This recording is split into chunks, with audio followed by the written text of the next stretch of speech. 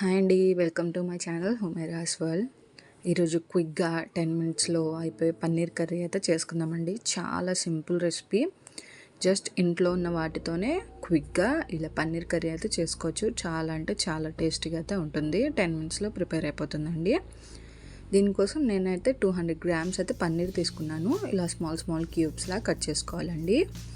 ఒక పెద్ద onion cut చేసుకోవాలి. ఒక 10 వెల్లుల్లి, 4 టొమాటోస్, చిన్నవి అయితే 4, పెద్దవి అయితే ఒక 2.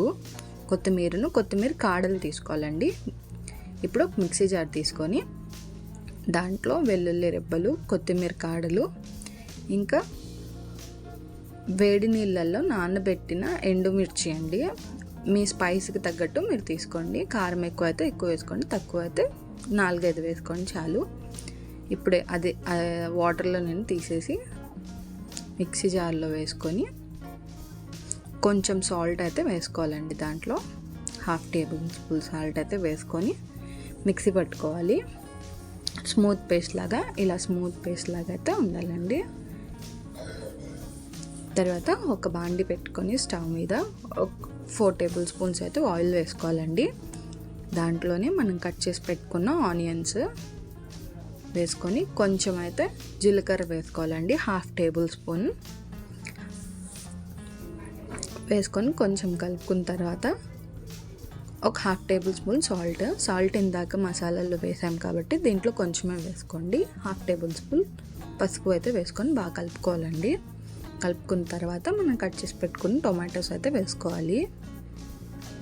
టొమాటోస్ కొంచెం సాఫ్ట్గా అయిన తర్వాత, కొంచెం నొక్కి చేస్తే సాఫ్ట్గా అవుతాయి కదండి. సాఫ్ట్గా అయిన తర్వాత మనం చేసుకున్న పేస్ట్ అయితే వేసుకోవాలి. బాగా వేసుకొని బాగా కలుపుకోవాలండి. కలుపుకొని ఆయిల్ పైకి తేలేంత వరకు అయితే ఫ్రై చేసుకోవాలి. ఇలా ఆయిల్ పైకి తేలిన తర్వాత పన్నీర్ పీసెస్ అనేవి వేసేసుకోవాలండి. పన్నీర్ పీసెస్ వేసుకొని బాగా కలుపుకోవాలి. కలుపుకున్న తర్వాత ఇందాక మసాలా పెట్టిన బౌల్లో, అదే మిక్సీ జార్లో కొంచెం వాటర్ అయితే 1/2 టీ గ్లాస్ అంత వాటర్ అయితే పోసుకోవాలండి. పోసుకున్న తర్వాత దాని స్టవ్ బాండి పైన మూత అయితే వేసేయండి ఒక 5 మినిట్స్ వరకు. 5 మినిట్స్ తర్వాత వాటర్ అనేవి ఇంకిపోయి ఆయిల్ పైన తేలుతుందండి. కొత్తిమీర అయితే వేసుకొని కలుపుకోవాలండి.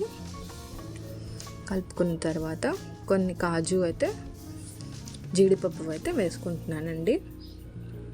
వేసుకొని మిక్స్ చేసుకోవాలి. అంతే అండి, మన ఈజీ సింపుల్ రెసిపీ అయితే ప్రిపేర్ అయిపోయింది.